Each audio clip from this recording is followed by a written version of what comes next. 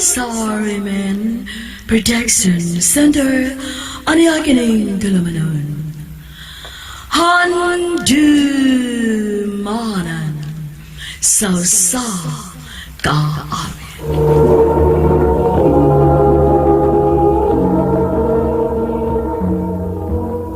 Ano pa daw siyang kaagi karon? Makining usa ka lalaki nga taga Sitio Cogon, Cantabunay, Barangay Martillo, La Libertad, Negros Oriental.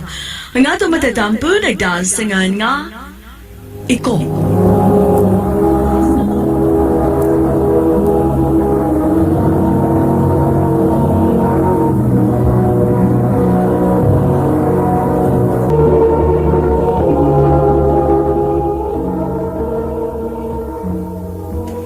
Bulakan ko, ha? Asa naman sab ka, Rico? Adura ko sa mga barkada, ma.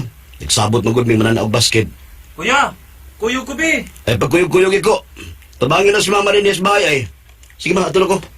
Ayaw paggabi ha? O, lagi, ma. Ayaw, eh. Ma, sige lagi naglaag si kuya. Ay, pasag din ang maguwang nimo. Ikaw ay pagtuon ang laag-laag kay bata ka pa.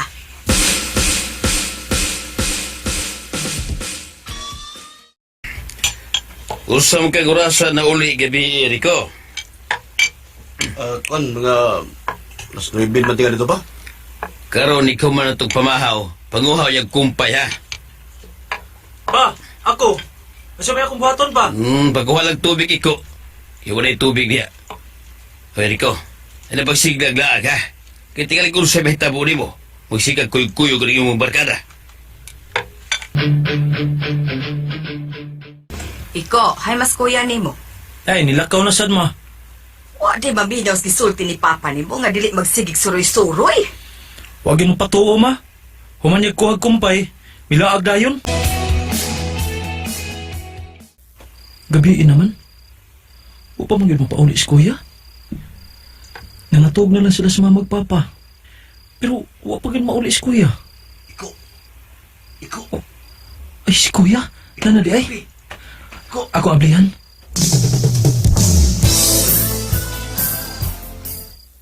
Dugaya ko ni mo na uli, kuya. Saan nagsapa di agad? Di maday ka. Eh, dito rin ko sa mga amigo.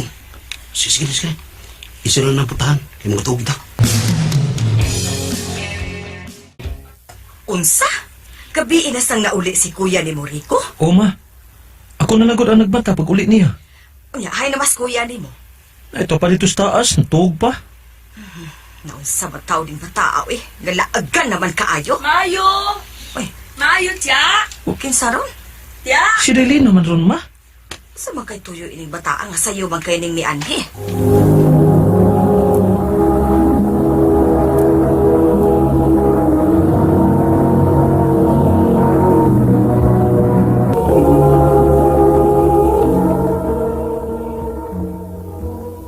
Abi na kung unsa imong toyo nga sayo man kay kang mianis bay. Si Rico na imong toyo. Ngano man, ha? Gisugo man ko kong mama, tiya. Ngano man? Usa may tuyo ni mama nimo? Maato man ko si Papa sa Bakulod. Nya, si Manong Rico lang ko sa patimanan sa among sanggutan. Mao ba? Ay, iko, pukawatos kuya nimo. O, ma. Saan na maduka kay ko? Kaysa may dili magduka nimo, nga tagdugay man kay kang mauli. Dugay kang magkatog, magsigkuyog-kuyog anang mga barkada nimo. Mas adoy mo na imong tuya, mas. Sermonan ko nimo. Tungkog balik ko. Ay pagkatog ha kay naakay buhaton. Saan na? Miari si Daylina. Mingon si tiya nimo Chane nga ikaw sa kunoy patimanon silang sagutan. Kay si tiyo nimo moadtos Bacolod. Oh. Anong wa ka man mutingog diha? Usa man di ka mutahod? Tahod mo, eh. Aw lagi. Nasige na pangandam na diha. Aron magkagika na ka. Ha? Wa pa mauli si kuya ni Rico? Wa pa man, ma. Uy, hain magaling tawhanan nga hapit man mo gabi eh. Wa pa man gid mauli. Buntag pa man tong migikan. Tuwa na sa to sa mga barkada, ma. Klaro kayo. Naunsa naman tao ni si Rico, uy. Ang magsige na malagkuyog ang iyang mga barkada. Ang kuyawa na makasang iya mga barkada. Unya, maangin siya. Uy, simbako lang intaon iko. Hala, susiha ko no sa ilang tiya ni mo tiyaning be. Kung tuwa ba sa ilang sagutan. Ma! Oh. Manong iko! Ang imo ba girong manghod? Day, naunsa ka? Ma! Si Kuya Rico! Ha? Nga naman si kuya ni mo? Imo nakitan si kuya, day? To ako na sa ospital kay natigbasan! Unsa? Unsa? Kaysa may gatigbas! Si Tulong og si Fredo! Ginoo ko!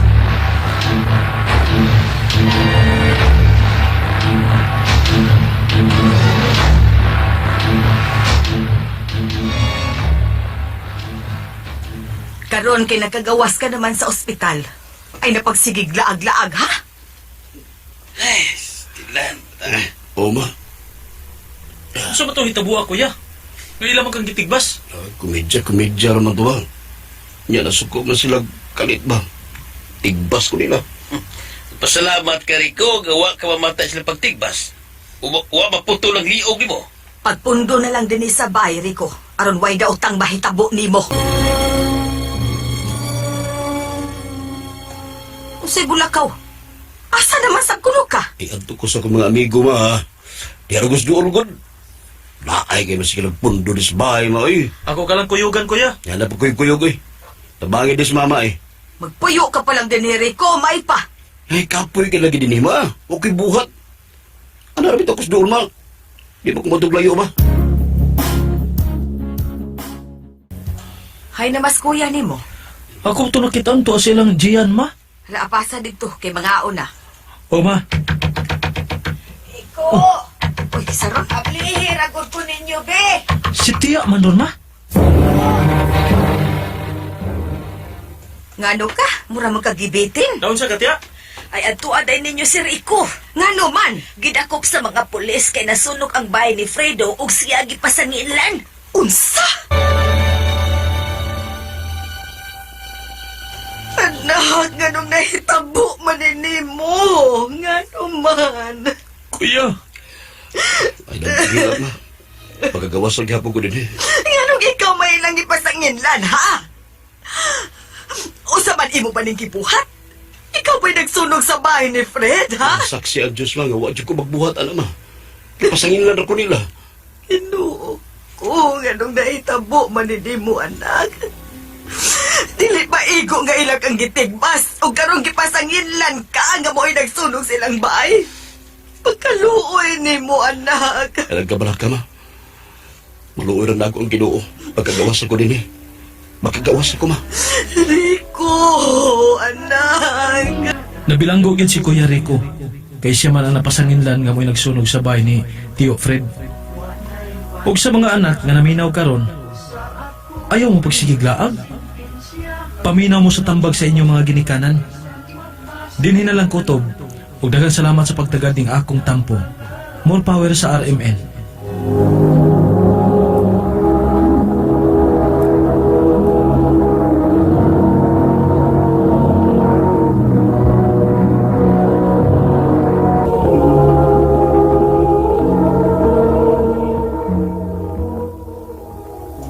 Mao kita mga higala ang kaagi ni Iko nga taga Sitio Cogon, Cantabunay, Barangay Martillo, La Libertad, Negros Oriental.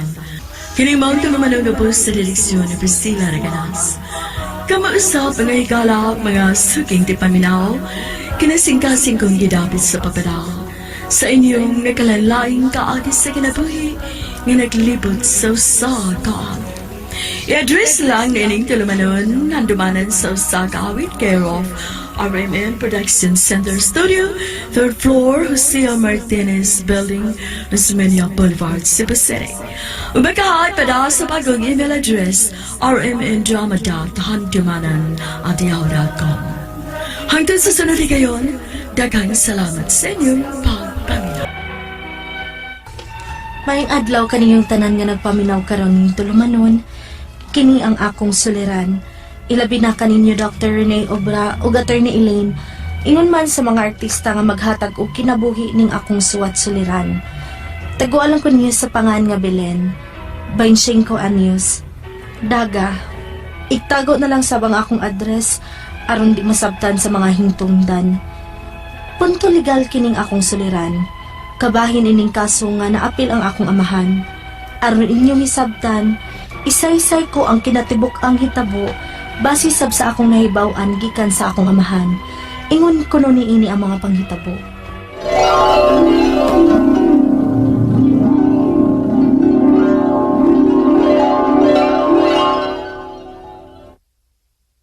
Asa mo to niyo? Ay, si Berto, nasilong ay. Gidakog disko sunod barangay. Unsa? Papa baya, mura pa baya og ulitaw oy nga mang disco pa. Ay, lingaw-lingaw lang kung dibilin. Uy, nausa ka ba? May po na magkapasingot og sayaw ba, exercise. Teka kuya, bis trabaho na kusbasakan, uy. Nay, nalang nagpugning amahan mo, Bilin. Kani adto, pag yun na silas ulitaw pa silas Berto. Kanunay magkuyog kon asa tong baile o disco. Sa bailihan bitaw may nagkailay ning amahan nimo. Nahala, pag-amping pa ha. Kay na, ang disco ra ba karon? Di na ba pareha sa una nga way gubot. Sayaw ra gyud tuyo. Pero karon pa, daghan na kay mga badlungon ng mga batanon. Kamanood anang diskohan. Mo bitawng di gyud ko ganahang moadto anang diskohan. Ay nga nang hilabta naman sa rimis mga batanon, uy. Nga anharam sa rimis daplin manayaw. Ang nahala. Basta, pag-amping mo pa.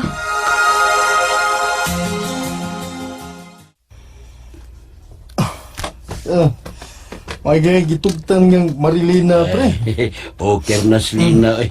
Mas igihan pa ng akong anak kas Bilin. Pero kain pa, pre, tayo pa, Ragon. Nakainom na ka. Saan siya? Gamay ra, pre, gamay ra. Wa pa gani. Wa pa kasapid sa kong dila. Kasi wag kasapid ba nga, maklaro ka mang nakainom na. Ay, nung nga mura magka-just now, pre. Nga, ug mang disco ta sa una, mainom mandaan tagtuba sa tindahan ng anding. Ito ba may ginom na meron, pre? Tuba, boy. May manugbuhi pas ng anding nga, manindag tuba nga, patay naman. Alapad na rin uso, pre. Paita din mo ikapare sa kog sayaw ron, kay hubog ka naman daing daan, pre Berto. Pre, balik-balik tuhod, balik-balik tuhod, ha? Balik-balik tuhod, pre. Yeah. May kayo di pa kayo naghihag tao, pre. Makalugar yung tao, sayaw ron.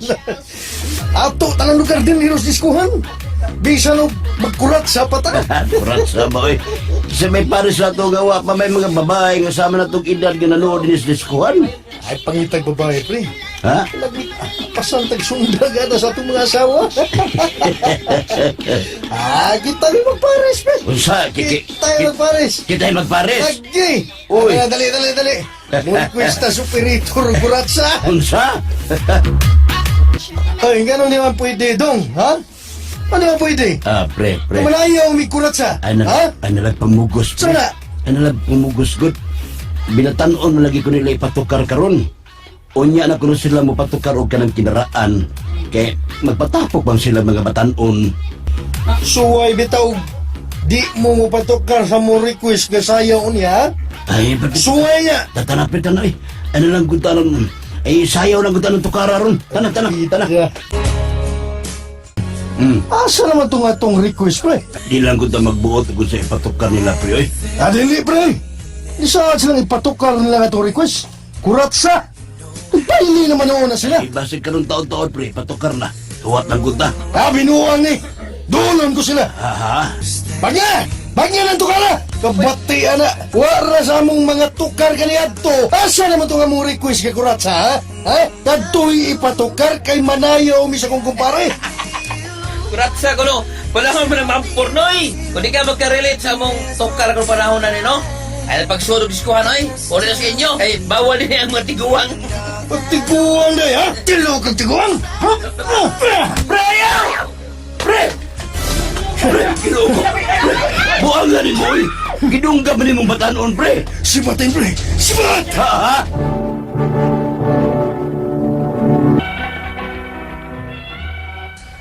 Nakadunggab ang among silingan nga amigo ni Papa sa diskohan.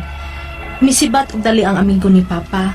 Ug kay naluoy man si Papa sa nadunggaban siyang amigo, nagpabilin siya. Siya pa hinuon ang nakulatahan sa mga barkada sa maong batanon. Na-admit sa ospital ang maong batanon. Pila ka adlaw ang nilabay. Naghusay sila sa barangay. Apil na ang akong papa. Unya, Niya ang medical records ug hospital bill sa akong anak.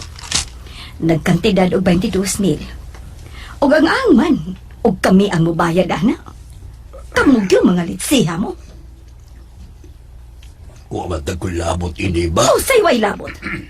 Kamoy nagtabang sa akong anak. Eh di taon, Merced. Uy, inuuna, ako may mitabang sa imong anak ba? Wa ko musibat sa maong hitabo. Nakulatahan mo sa gani noon ko sa mga batanon. Merisi! Ha? Pero wala na mga bunog mo sa nahitabo sa akong anak. Maayo gani. Kay naluwas pa siya sa mga doktor nga nag-atiba diha sa iyang dinugapan. Kung buot na hunaon, kung wa pa kumuilan ninyo nga managsilingan ta, gipapriso ta na mo. Merced, niya ka mo sa tong barangay hall. Aron nga mahusay ta. Di na nato idakol bayo, ha? Ay, niatas o sa kabarangay. Hiluto ta kining inyong pagsungi. Paminaw mo, ingon ini nga akong nahunahunan. Mao na lagi ni. Nag-atubang na tag problema. Ibaw, ginibitaw ka rin na nga waon ta ko'y labot ini ba? Ay naapil ka, kay nakuyog man Mosberto. Ikaw po dang nagpahiro-hiro pa bilins diskuhan. Nakulatahan pa ka. Karon, apil pa kag pabayad sa bayran sa ospital sa anak ni Merced. pila man sabday bayranan nimo pa. Kuan, gibahin ni Kap sa katulo ang beranan sa ospital. Tag 7,500 ni Berto. Kamoy nakadunggab og sila si Merced. Ay, Ginoo ko. Asa mata na kantidara ron Tonyo, oy. Kuan, ibaligya talang una to katong baboy rin na. Unsa? Pa, 3,000 lagi pagkahalin sa atong duha ka baboy. Kay di pa man gud kaayo to dagko pa. Unya, saon man ato ni pa. Kuwang manis gipangayo ni ng Merced nga imong amutan sa bil siyang anak. Da problema man noong apis binuhatan ni Pariberto, oy. Ay nalang pagmahay-mahay diha Tonyo. Saong nahitabo naman eh. Tubangan na lang ni. Ato lang hangyo ons Merced nga kana lang unang ato ikaamot nila. 3,000. Nagsabot na tas barangay tunyo. Niuyo na lang gani ko sa gibuhat sa kapitan. Nga gibahin na tulo ni Berto ang bayra na sa ospital sa akong anak. Mapabaya ka hatag si Berto. O ya ikaw, kinarasang 3,000 ang imong ihatan. Maura magunay na halin sa among baboy, Sid. Mangita pa kung ikapunuan na. Pali ka mo tigid na tunyo. Kay mahimo ba yata mong ikiha kung dili mo mutuman sa atong gikasabutan dito sa kapitan. Ni pirma ka ra bagyo dito nga moamot kag 7,500. Ikiha tagyo ka. Oh, Merced. Tungod sab sa among kalisod, wala gid mi kahatag pa sa kuwang namong 4,500 sa pamilya sa biktima. Ang akong mga pangutana mao kining mosunod. Unang pangutana, may sa ba day si Papa sa maong hitabo nga di man siya ang nakadunggab sa maong batanon sa diskohan? Ang iya mang kuyog nga among silingan? Ikaduhang pangutana, husto ba ang gibuhat ni Papa nga nipirma siya sa paghusay nila sa kapitan nga moapil siya og bayad sa bill sa maong batanon nga nadunggaban sa iyang kumpare? Ikatulong pangutana, 22,000 kapin ang bill sa ospital. Gibahin sa katulo sa kapitan, si Papa, sa nakadunggab ug sa nadunggaban. Tag 7,500 sila. Husto ba ang gibuhat sa kapitan nga giapil niya ang akong Papa? Ikaw patag katapusan, nakadata na mi og 3,000 sa 7,500. May balance pang 4,500. Wala gid mi makabayad tungod na sabsamong kalisod. Mapriso ba ang akong Papa kundi mi makabayad sa maong balance? Palihog tabangi og tambagi ko. Kini ang akong suliran, Belen. Mayong adlaw mga sukintig paminaw, kini si Attorney Elaine Bathan. Kini si Dr. Rene Obra ang kaabag sa inyong suliran. Karong adlaw kita gihapoy mag-uban mga sukintig paminaw ug tungod kay ako usa ka abogada. Ug ako usa ka medical doctor. Kami gihapon sa ko ang partner ang muhatag ninyo og tambag ug tubag sa inyong mga pangutanag problemang may punto medical. Punto legal, emotional ug drug related. Yes, klase-klase pamaagi gyud na mga sukintig paminaw. Una ay na mo pagdugay-dugay. Ipadala ninyo mga suwat rin namo natay email address suliran_612@yahoo.com. Or sa tong Facebook account, kini ang akong suliran official writers page. Pwede sad atong ipadala sa 3rd floor, Jose R. Martinez Building, Osmeña Boulevard, Cebu City. Letter sender karong Ang atong adlaw. letter sender si Belen. 20 years old. Wa man gibutang yung address partner, no? Punto legal, no? Paiti amahan na apil kaso sa iyang amigo. Yagi. Murag na apil sa sa barkada, no? Unang pangutana, may sala ba di ay si Papa sa maong hitabo? Nga dili man siya ang nakadunggab sa maong batanon sa diskuhan. Ang iya mang kuyog nga among silingan. Ang akong nasabtan sa drama manggod ba, ang iya mang yung migo tinuod no, yan nakadagan. Ang iya pa mang ganing papa, ang nagpabilin no, unya siya pagyud ang nakulatahan sa barkada niya, na-admit sa hospital, ang katong batanon, unya naghusay sila sa barangay niya, apil na yun ng iyahang papa. So, actually, wa man gud kaayo gid pud na klaro gud kung ning apil-apil ba gid ang iyang papa or wala. Pero kung ato lang yung i-take as it is nga ang nakadunggab gid niya dili ang iyahang papa, no? Then nganong kamo man mo'y pa bayron ang dapat kasuha di man ang imong papa. Wa may ebidensya sa imong papa na siya mo'y nidunggab. So walay sala ang imong papa. Ang katong silingan kay may nakadunggab. So walay sala ang imong papa Unless accomplice siya no or accessory meaning iyang gitabangan nga mabuhat to sa iyahang silingan. Amigo. Pero waman sa drama dito ingon atong panghitabo. So walay sala. Okay. Ang ikaduhang pangutana, husto ba ang gibuhat ni Papa nga nipirma siya sa paghusay nila sa kapitan nga moapil siya og bayad sa bill sa maong batanon nga nadunggaban sa iyang kumpare? Sa tinudanay lang ba, wa jud ko kasabot nga ning ako mo. Nga wa man sa isa. Ang iya lang siguro pag-iwas sa gubot na siguro unsa ka. No? Lagi pero mura man ko kag ning angko na hinuon nga apil ka. Oo. Nya the fact nga ning pirma ka, ning sugot ka, nananoon kay obligasyon, obligado na hinuon ka. Diba? So nananoon sila rason nga mugukod nimo. So muna wa kasabot nga ngano man nga nagpadaman po pero sige lang na man gid noon na hinuon, then ang effect mo gud ana nga ni pirma mo, then ni angkon mo nga namoy obligasyon sa pagbayad. Not necessarily nga ning angkon kaning apil kas krimen, wala man na. Di man na labot, okay? Yes. So murag contradicting ni ang gibuhat, no? Ang ikatulong pangutana, 22,000 kapin ang bill sa ospital. Gibahin sa katulo sa kapitan. Si Papa sa nakadunggab o sa nadunggaban. 7,500 sila. O dibay. Husto ba ang gibuhat sa kapitan nga giapil niya si Papa sa pagbabayad sa hospital bill? Kay ang ako ang pauta na supposedly lagi dili. Kay wala lagi untay labot. Giapil ang usay kanimo mga barangay captain partner ba? Para na lang gani to buy peace. Kailang husayon. Sige na lang at kanang ko na lang, angkuna na lang para mahumanta. Ya bayri na lang para wa nay kaso, ana para dili na mo dako. Pero kung imong tan-awon mo gud ang mga circumstances surrounding sa katong panghitabo, ug wala gid sila sala ato, di gid unta sa angay mo bayad. Pero sa ato ang drama nakabayad man siya, nakabayad mao ni pirma man siya, no? So na siya obligation. So at least kani para nako fair. Nga mo ra na wa pud gipaako pud sa iya hatanan. Okay ra pod. Pero ang problema kay kwarta mo gud partner, kay upat lo mo sa ng pangutana, nakadata na mi og 3,000 sa gikan sa original nga price nga 7,500, no? May 4,500. May balance pa nga 4,500. Wala na gyud mi makabayad tungod sa among kalisod. Mapriso ba ang akong papa kung dili kami makabayad sa balance nga 4,500?